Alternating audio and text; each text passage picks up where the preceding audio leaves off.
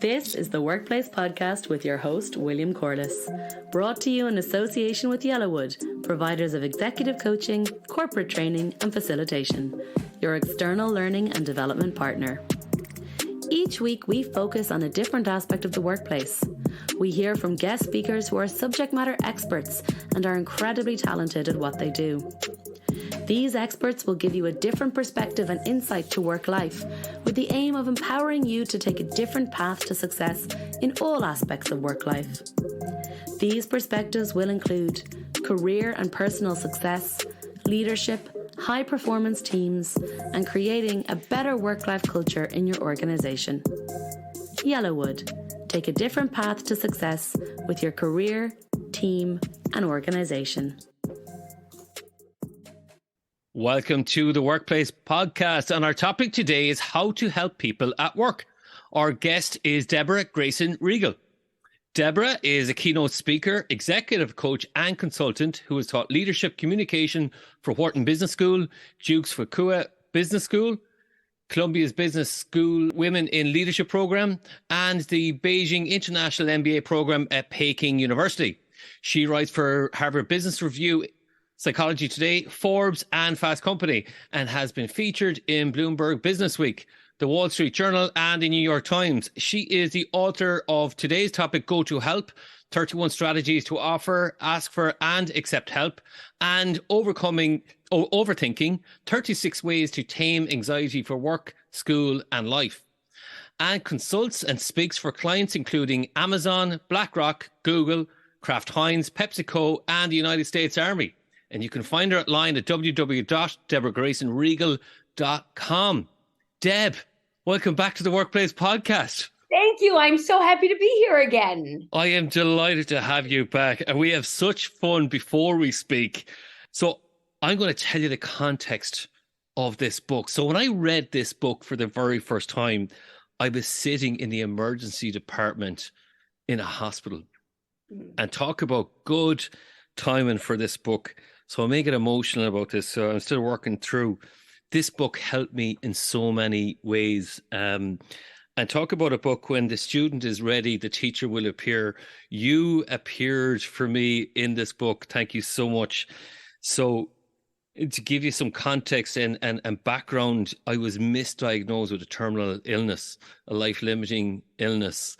So for around 6 weeks, I was living all your learnings of this book. You can tell by the shock on your face. So I am still working this out. So I had the tremors and the post-traumatic stress and all this type of stuff that I'm still working through.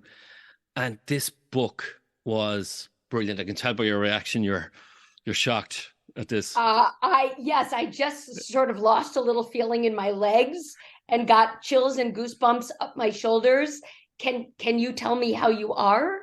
I am okay. I'm okay. Physically, it's still, and emotionally, and it's coming out. Psychologically, I'm stronger, but it comes out. I'm just trying to be kind to myself. It's just a process I have to go through. It's not a lot of people had known, and you were wondering about my absence, and I preferred to say it once and say it once only, just in case I got emotional or whatever. So has been a trying time, but am I glad that I teach resilience, and am I glad I read your book? And that's why we're here today. Okay, I have a million questions for you, but it's your podcast. Thank you for sharing, and I have you in my heart. Yeah, thank you. I'd appreciate that. And when we talk about different situations like that, where people really need help, and you're, very caring in your approach to me, and always been so kind to me and generous with your time. Why is help surprisingly complex? Why do we need a book about it? There's so many facets to it, isn't there? Yeah. So I think about the journey of help in three categories. So there's the complexity of asking for help. There's the complexity of accepting it once you've asked for it. And then the challenge of even knowing what to offer when you offer help.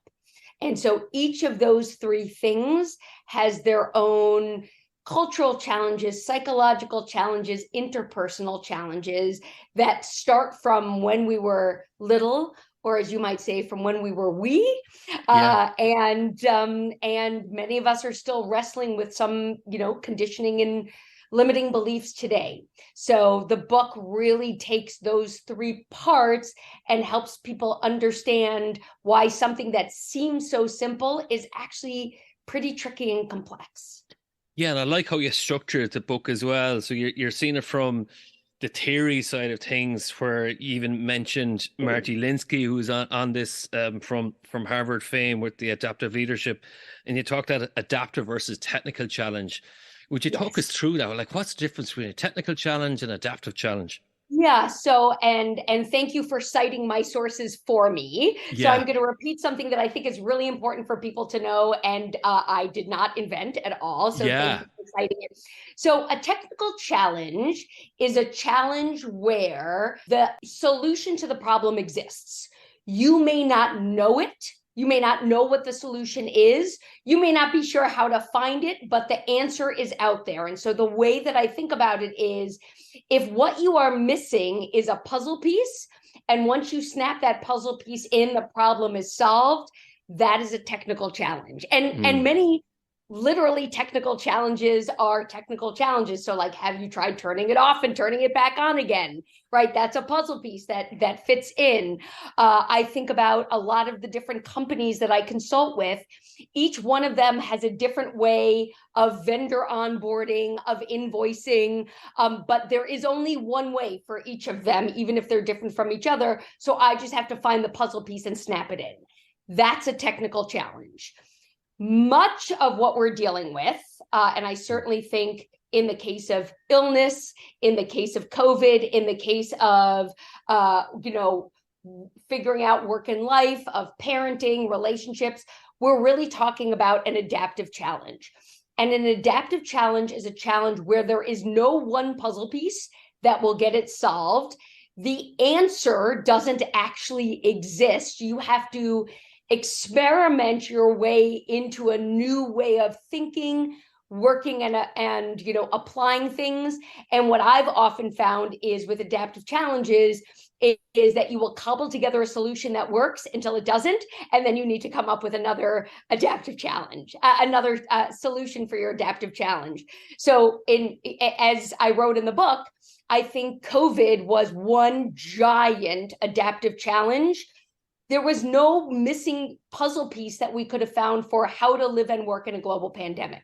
We had to make up a whole bunch of stuff and experiment with it, and it worked until it didn't. I could not have phrased that better myself. That was really good. And you talk about the different ways to identify between a pillar and autonomy value. We have very different values when we come to understanding the complexities around how people frame challenges and problems. Can you tell us a little bit about that? Yeah. So asking for, offering, and accepting help, as I mentioned before, is really loaded. And so for me, when I ask for help, it probably took me longer than it should because of my value around autonomy, doing things myself. The value that I have around achievement means I wasn't able to achieve it myself, right? Yeah. So those are some values that get triggered. For other people, asking for help is hard because they grew up in a culture or a family where you don't actually ask for help outside of your family. That would bring shame to the family that somebody thought you needed to go outside the family for that. So it's, when we think to ourselves, why doesn't somebody just ask for help, or why don't they just accept the help? We actually are rarely understanding somebody's complete context in what help means. So in the same way that money means different things to different people, for some it means freedom, for some it means comfort, for some, it means status. Help means different things to different people as well. I'm so glad you mentioned that. My approach to help, and even my wife's approach to help, was very different. So when this was all going on, physically, I wasn't in great shape. And I was having that conversation with my wife, well, what are the different ways people are going to help? And there were some ways that people didn't know how to help. And one of the ways was, it was a bit, for me, for example, And you some of these strategies, which is great in the book, is, for example, my older brother drove 2 hours to coach my son's team, which meant so much to me. Oh my goodness. So every weekend he was coming, and then not only that, he was giving me the update, so I was not missing out on anything.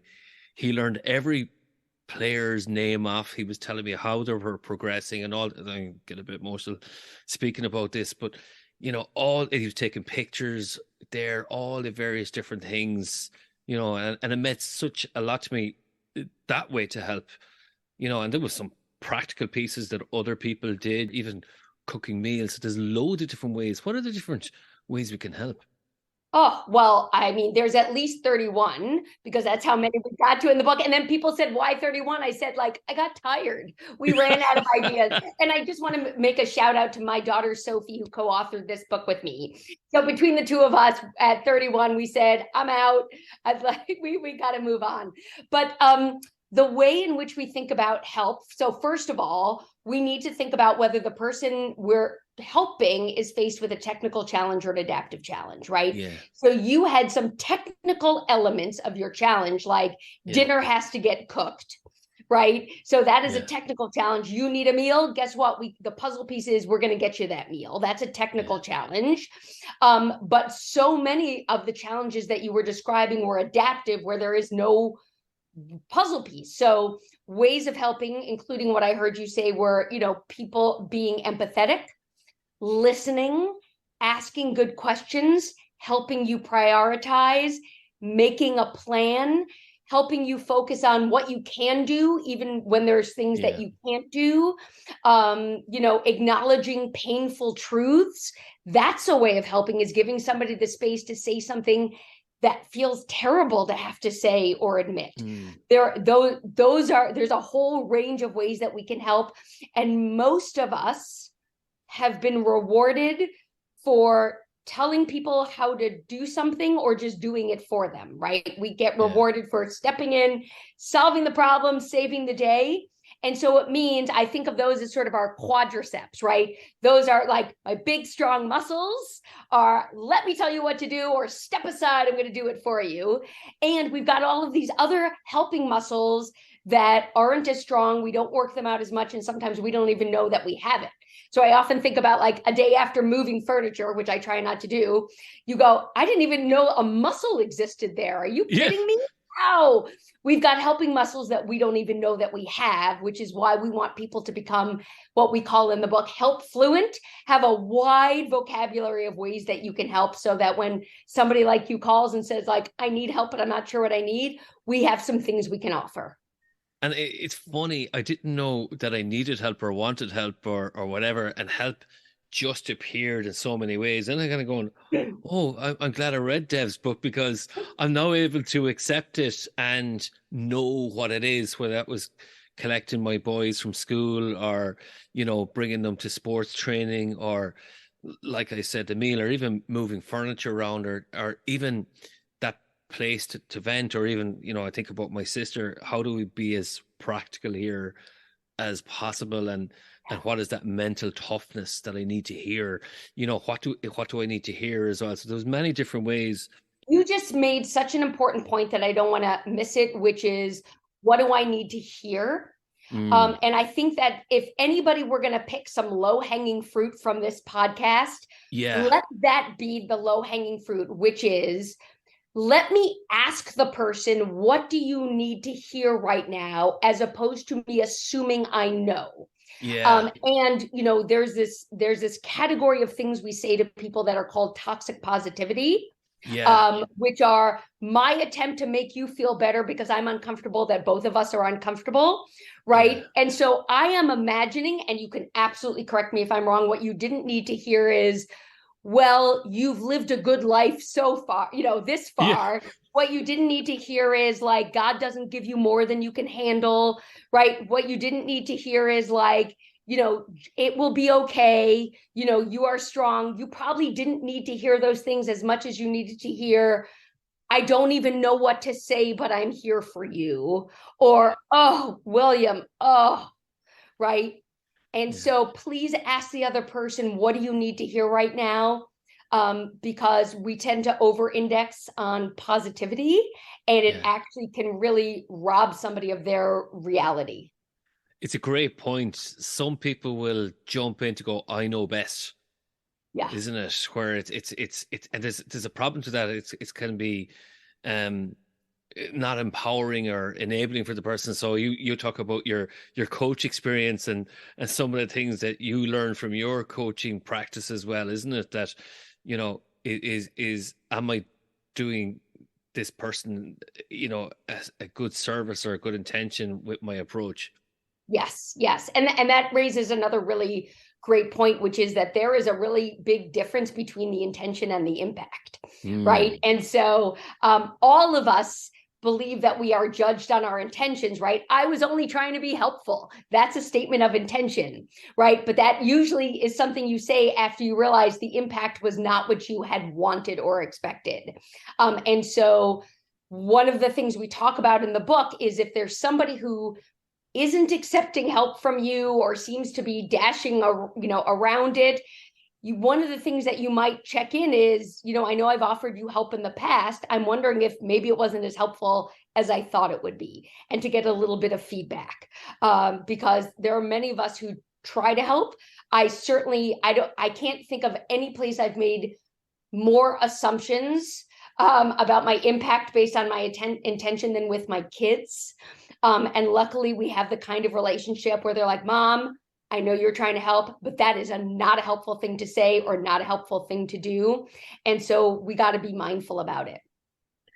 So, and then you mentioned this in the book. How do you know when to step in or to step? There's different people who are more introversion in nature and extroversion, where some people will be maybe closely guarded or maybe not know how to make that request. Yeah.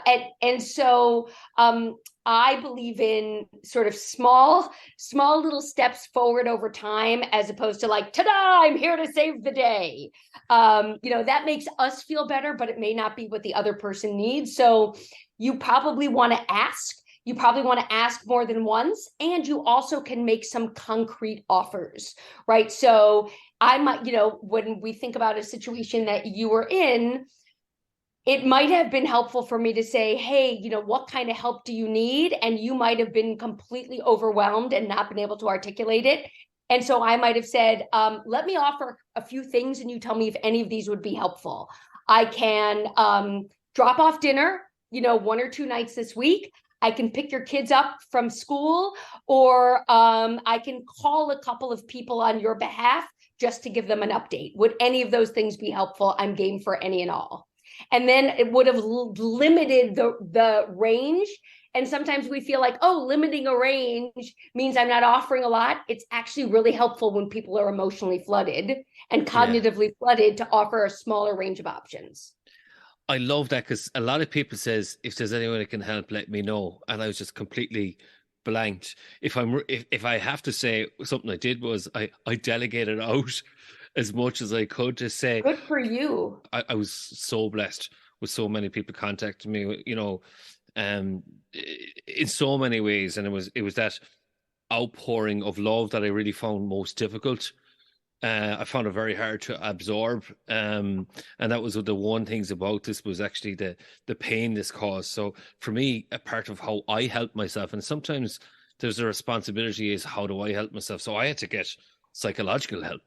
Good for you. Through this, but and again, that was about knowing what I can do for myself. But sometimes I just need to go, actually, I need help in these areas. Yes. Yeah. And that is really hard for some people and really easy for others. But the culture in which we grew up and, how we were rewarded or punished for asking for help all along the way really contributes to that. So know that you're, catching somebody at a snapshot in time, but it's really a movie of their life, how they respond to, offers of help. So for my parents, one of the compliments that my parents often gave me was, you're incredibly resourceful. I misinterpreted it. So I want to put the onus on me. After feedback from my parents, I understand that I have to take responsibility for misinterpreting it. I thought that resourceful means you, Deb, are the resource, so you alone need to figure it out. Right? Yeah. That wasn't what they intended. It's how I heard it. And so I am self-reliant to a fault and almost to an embarrassment, where when I was writing this book with Sophie, I went, you know what? I don't know that I'm actually credible on this. While we're writing this book, I need to go out and start asking for help, because I need to reinterpret what resourceful means, which is drawing on your resources, which includes other people. Yeah. And then you talk about the language and the conditioning from parents, and then some people, think it's a request. Some people it's a demand, it's an obligation. What's the difference between all of those? How do you know? In terms of how they see help? Yeah. Yeah, you can't necessarily know unless you ask them. I mean, sometimes people will let you, if you're lucky and you have that kind of relationship with somebody might be very clear, this isn't a good time, right? I want it in general, I want to help you, but right now I've got a lot going on. Sometimes you might notice it through body language, like, okay, yeah, I'll help. When you're like, hold on a second there, right? Your face and your tone are not matching the words. What is it really, right? And so sometimes you just need to ask the other person, right? I hear you saying you'll help. And I also, in the same breath, heard you talk about being completely overwhelmed. Let me check in with you about that. And to share, like, I know that you intend well, but you helping me when you actually are overwhelmed, it isn't helpful to either of us. So it's a conversation. Yeah. And speaking of conversation, then say somebody's requesting something of me. How do I sort of say no to a request? That's you, because that's gonna go, oh, I have to say yes. There's like a social obligation. Yeah, there. I actually had this happen last night. So I want to give a shout out to my colleague, Kathleen O'Grady, who is a wonderful coach. And we were texting, we were supposed to have a call. We got on the phone for like 2 minutes, and then she got another call. And I said, text me back if you still want to talk after this call. And I don't know if you can hear, I have like a raspy voice and I've got this barking cough. And by the time she texted me back, she said, I would love to talk, but if you're tuckered out, we don't have to talk. And my initial thought was, I told her I would talk to her. Of course I need to talk to her. And then I said, she just gave me an out. I don't feel well. I'm really tired. I'm going to take that out because I trust that she means it. And I said, thank you. I'm going to take that out. I'm exhausted. My voice isn't really good and I really need to rest it. And so even with somebody where I have a close, trusting relationship, who is a professional coach who knows how to advocate for herself, I had to advocate for myself, even though she made it easy. Yeah, and there is something about boundaries as well, isn't there? That some people will say this is too much, and it's the hard truth, isn't it? About how some people don't want to be helped because maybe it's you. You say that in the book, that this is the hard truth. That is the hard truth, that there are people who think they're being helpful and they are not helpful to you in the way that you need to be helped. So for example, I am somebody who I can get myself to that silver lining and that bright side and the lessons learned from a setback, but I don't want somebody to tell me that, right? I can tell me that when I'm ready. So when I'm having a tough time, I'm going to call the friends of mine who, when I go, this awful thing happened, even if it's not awful to them, they're going to go, oh, honey, I'm so sorry. That's who I want to hear, as opposed to, you'll figure it out. Right? Or God doesn't give you more than you can handle. I do not want to hear that. So those aren't the people that I call until I'm already there myself. And then we can have a really good conversation about that perspective. And sometimes there's a lot of times it is understanding someone who doesn't want to be helped. What are the many different reasons? I'll give you one reason, or one explanation is, I was so emotionally and physically and mentally tired that somebody says, I really want to visit. I want to come over and cheer you up. And I just said, I'm saving my energy for the kids. Yeah. And I just wanted I want to be strong and stuff like that. And I was just exhausted. And I just asked my wife, text that person back. And I said, I really want to see them. Not right now. Yeah. Yeah. So what are the different reasons that people maybe don't want to be helped that we might make assumptions on? Yeah. So there is, don't want to be helped, don't want to be helped right now, don't want to be helped by you, don't want that specific kind of help that you're offering, right? So this is something when one of my very first jobs out of grad school was doing solicitation training or canvasser training. So helping people who were fundraisers ask for money, and you have to deal with no all the time. And no could mean 30 different things, right? So in the same way that a no, I don't want help could mean 30 different things, it can be helpful to find out, but maybe now is not the right time to press them for what that no actually means, right? Yeah. Maybe come back a little bit later.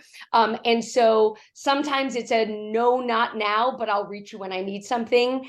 No, I don't need the kind of help that you can give. No, now's not, a great time. And then sometimes it's just no, I don't want help. And that is something that we certainly see with our kids, with our family members, our friends in the workplace. One of the things that a piece of research that I was really fascinated by is the idea that starting at around age 7, we start to assume that asking for help or needing help is going to negatively impact our reputation. So at age 7, so I don't know about you, I am 50, right? So I have had 43 years of a neural pathway going, if you need help, it means you're weak. If you need help, it means you're lazy. If it need help, it means you're dumb. That's a lot of rewiring that I need to do to convince myself that help is not just okay, but it's good. And so if you imagine that most people have been conditioned to assume taking help or asking for help is going to make me look weak, dumb, lazy, then you can understand why people would reject it.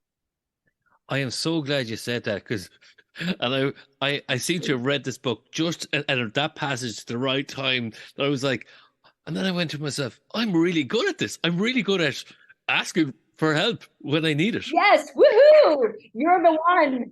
I was really comfortable. I was going to go, okay, I'm good with the boundaries, and then I was concerned about the emotional toll that it can take on people. Can helping all the time take an emotional toll? Absolutely. Well, I'm going to assume that anything all the time can take an emotional toll, Yeah. other than maybe petting my dog who's napping over there. That doesn't take an emotional toll. So there's two things that we think about. So number one is the helper's high, which is this like burst you get when you are helping someone. It feels really good. It's like super druggy, but totally legal. And then there is helper's fatigue, right? And helper's fatigue is I am so busy helping either so deeply or so broadly that I am burning out. And so, and often when we are so,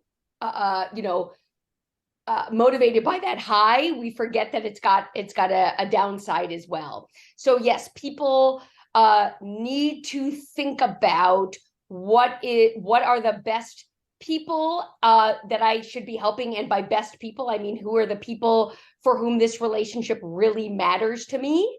And is there a piece of help that only I can uniquely give?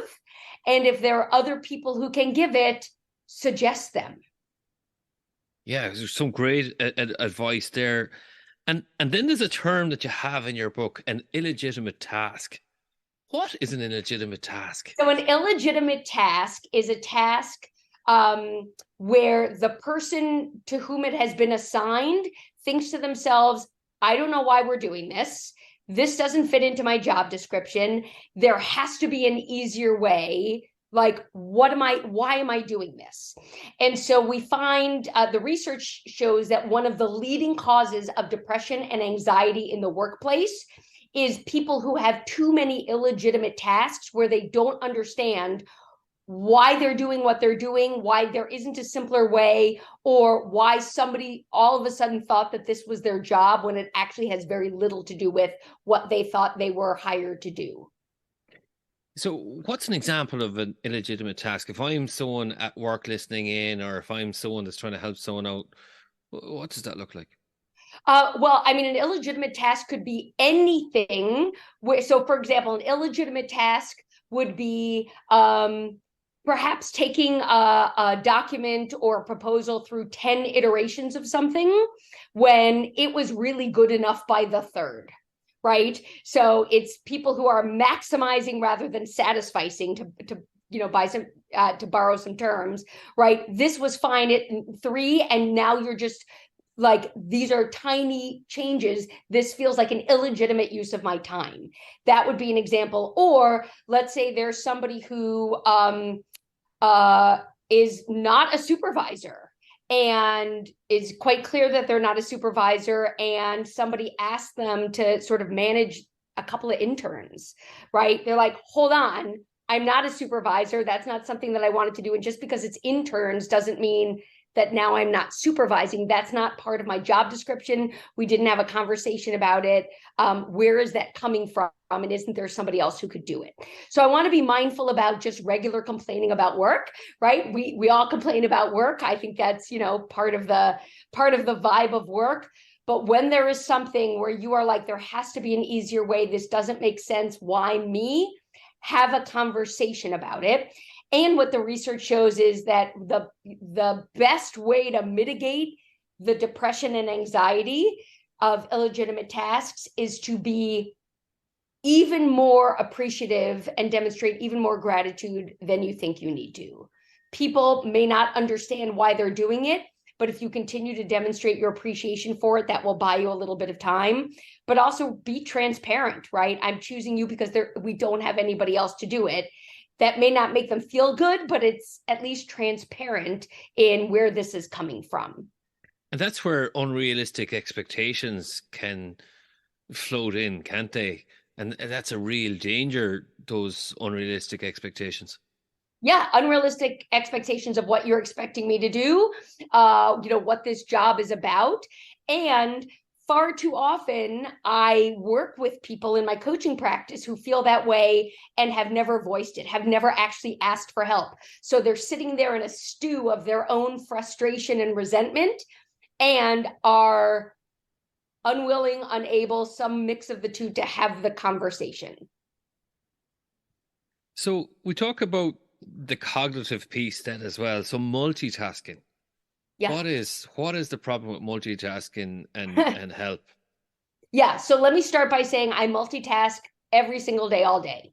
So I'm going to tell you what's wrong with it, and I'm going to tell you that I do it. But in general, there's I think it's called a switching task, something like that, yeah. right? So switching mode. Switching mode, right? Yeah. And there's a tax, like there's a cognitive tax that we pay for switching between tasks, because when we're working on something and then we move on to something else, our brain doesn't just automatically ready itself to pick up where we want to start. There's a lag time, and every time we multitask, it costs us that switching tax or that lag time that builds up over time. And so I know the cognitive science behind it, and I'm still multitasking. So I want to just put that out there. And isn't there a statistic behind this that you're 25% slower when you're multitasking, or something to that effect? It's in the high 20s anyways. It's in the high 20s. And I guess as you say that, now I want to double down on justifying why I multitask. So I work very quickly. So I'm the sort of person who would block out 4 hours for something and it'll be done in an hour and a half. And so maybe I'm just thinking it through here. Maybe I am willing to pay the switching task because I work so quickly. Okay. So how does multitasking then get in the way of people helping at work? Right. So number one is, if you are constantly paying that switching tax, you probably don't have a lot of extra time to be helpful to people, right? So it's all drawing from the same bank of time. Yeah. Right. So that's number one. Number two is, if I'm multitasking, I might ask for help on something that I actually could do myself if I weren't multitasking, right? If I actually had the cognitive focus to get something done and get it done right, I actually would be able to do it myself. And so it might lead to an unnecessary ask, and it can also lead to an unnecessary drain of time. That's exactly what you wrote. It's about personal responsibility here. Yes. Oh, I like that even better. Okay. Now we both know you wrote it, or maybe Sophie wrote that part of the book. She probably did. Let's give her credit for that one. And this is where I was coming to my train of thought then. So you have multitasking, then you have the cognitive biases that come in, whether they are confirmation bias or whatever. How does that get in the way of help? Well, anything that's a bias gets in the way of fill in the blank, right? So we have these cognitive biases, these shortcuts that help us think and make decisions more quickly, because if we didn't have them, every day would be a brand new day without any history or any guidance for how we decide things. So I want to give like a shout out for, cognitive mental models and frameworks. And a bias is when it becomes overused and actually serves as a blinder to things.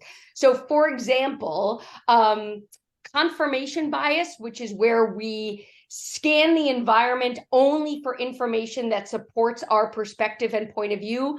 One of the ways that confirmation bias shows up in asking people for help is, how often I hear people say, others are too busy. Right? I don't want to bother other people, right? They've got their own stuff to deal with. That is typically based on an assumption, and then confirmed through confirmation bias, which is you are looking for evidence that supports that they're too busy to help you. So if you're talking to a colleague and you could really use their help and they go, oh my goodness, every day when I get out of work, I don't even go to the gym. I just go home because I'm so wiped. That's evidence that you are using to convince yourself you shouldn't ask them for help. And it may be irrelevant, right? They may be completely ready, willing, and able to help you. And even more, there's that helper's high, right? There, you've got somebody who's not energized, but I'm asking you for help. That is an opportunity for that person to get energized by helping me. Yeah. And that's when you talk about there's a dark side to that reciprocal altruism, isn't there? It's that give and take, which is great, but that can be addictive then as well. Yes, right. So we are pro-social creatures. We are wired to help each other. It's what helps us survive. We've got this, reciprocity bias. So there's that word again. So what you do for me, I want to do for you, and vice versa. But if it becomes a numbers game, or if it be like, hey, I just helped you, so now you should help me. Or if it becomes a quid pro quo, like I will help you, but you're going to have to do these things. Help doesn't feel well-intended. It feels like a transaction that I might not want to be a part of. What are the kind of the approaches that you should avoid when you're asking for work? So you mentioned quid pro quo and stuff like that. What are the different ways that are really unhelpful? So a quid pro quo is if somebody asks you for help and you give them a quid pro quo, that's very unhelpful.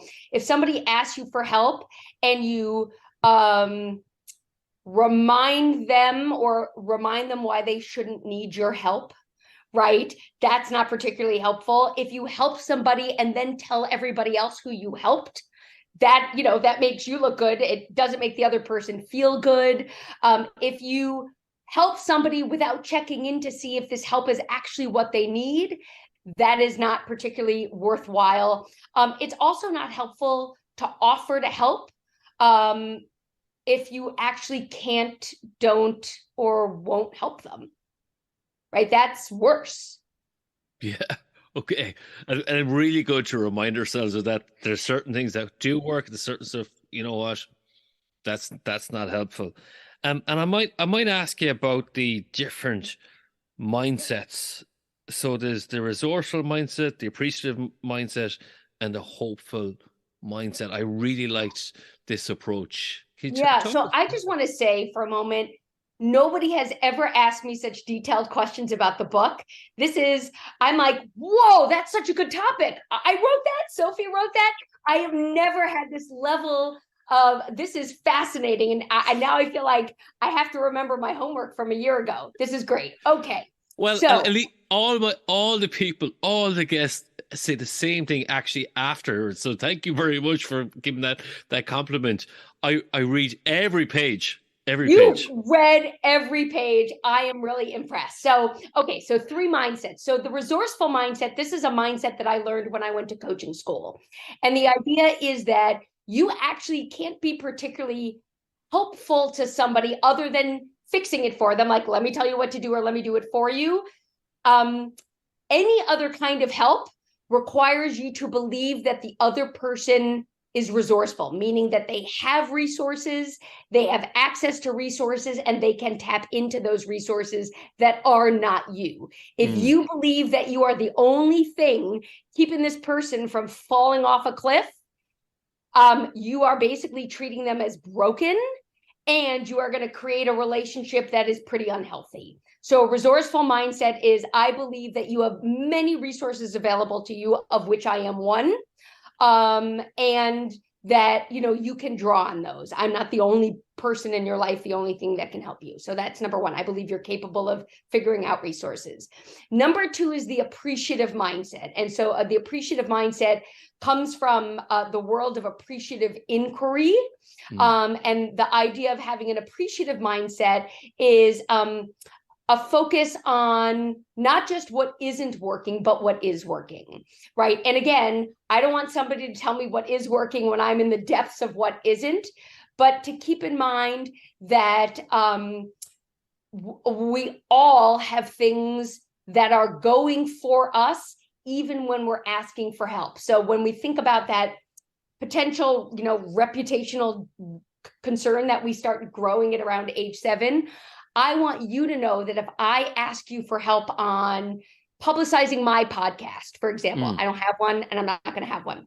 But if I asked you for that kind of help, I would want you to also know that I'm good at other things, right? This is the place where I need help, but I've got some strengths in other places. And then the third one was the hopeful mindset. And the hopeful mindset is the belief that I have control and agency over big parts of my life, that things can and will get better, and that I will find some tools to help me get there. And so I just think even that phrase alone of "it gets better" is such an important one for us to think about when we need help. One of the ways in which things get better is by asking for help. So just a comment on that hopeful piece. That was something that I might get emotional as I say this. A physiotherapist said to me, she says, she looked me straight in the eye and she says, in 4 months' time, you will be fully rehabilitated. And I believed her because she believed in the message. Now we're both wearing masks and stuff like that. And I was like, it just hit me straight in. That is hope.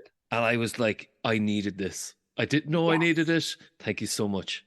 And it was so reassuring. And a lot of the messages, with a couple of friends of mine, it was so hopeful, the approach. And even something my wife said was, even, when I got the good news that it was okay, it was like,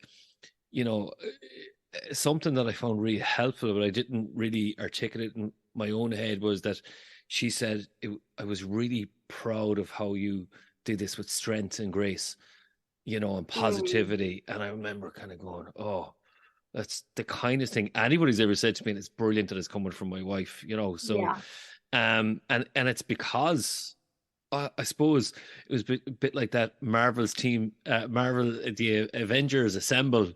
I was like, I surrounded myself with the people that I needed. Yes, you did. Yes. And far too often, we don't think about our assembly of Avengers until we're in a very dark place. And I want people to know they're not waiting for you to be in the darkest place to assemble. They're available for you now.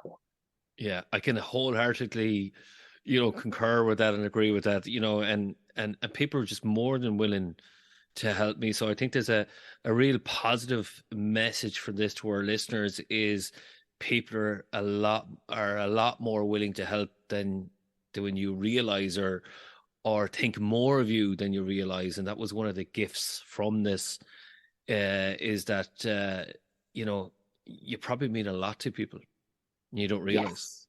Yes, absolutely. And wouldn't it be a beautiful thing if we all knew it in our lifetimes as opposed to after?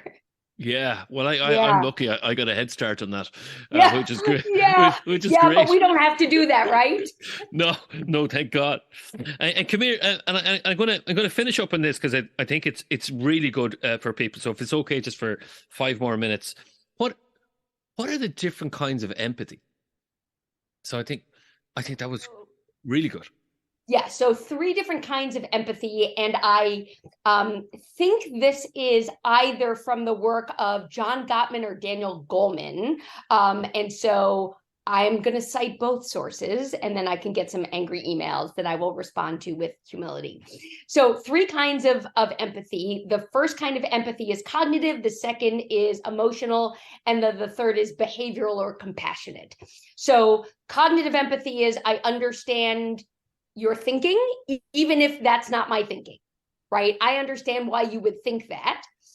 Number 2 is emotional. I understand how you're feeling or why you would feel that way. And then the third one is, and I want to help, right? How can I help?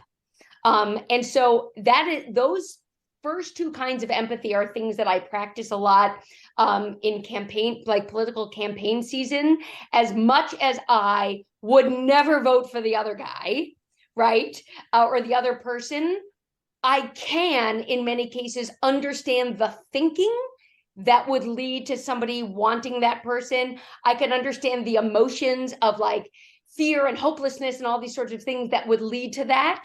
I don't want to help them get that person elected, but I use like political campaign season to really strengthen those muscles of, understanding somebody's thoughts and feelings, even if they're very different from yours. Deb, you have educated us with this language, this fluency in help. Thank you so much for your time today. And if people were to get in touch with you, Deb, how might they do so? Oh, so many options. Well, let me give you my home address. No, just kidding. Unless you want to, send me some chocolate, then I will give it to you. But just reach me. So you can reach me on my website, and I imagine you'll put this up in writing somewhere. DeborahGraysonRiegel.com. You can find me on LinkedIn. I'm the one in the fuchsia jacket. I'm wearing this color on LinkedIn, so you can find me. I don't have glasses. I was a lot younger then. And I have a YouTube channel. So come join my 106,000 subscribers on YouTube, and you'll get tips like this either every day or when I get to it. Deb, thank you so much for that, for holding this space for me. I found it quite difficult at times, even though it mightn't come out through my voice for our listeners. It was a bit emotional for me. Thank you so much for that. And I think this is such a wonderful conversation to have. And I hope many others have those conversations of help in the workplace. Thanks for listening to the Workplace Podcast with your host, William Corliss. Our special thanks to this episode's guest for sharing their expertise with us. If you enjoyed this episode, please download and share it. For updates on future episodes and to get in contact with us about any workplace topics, please follow Yellowwood on LinkedIn and Twitter at Different Paths. As always, you can head over to yellowwood.ie for any other information. Yellowwood, your external learning and development partner, provider of executive coaching, facilitation and training. Take a different path to success with your career, leadership, team and organisation.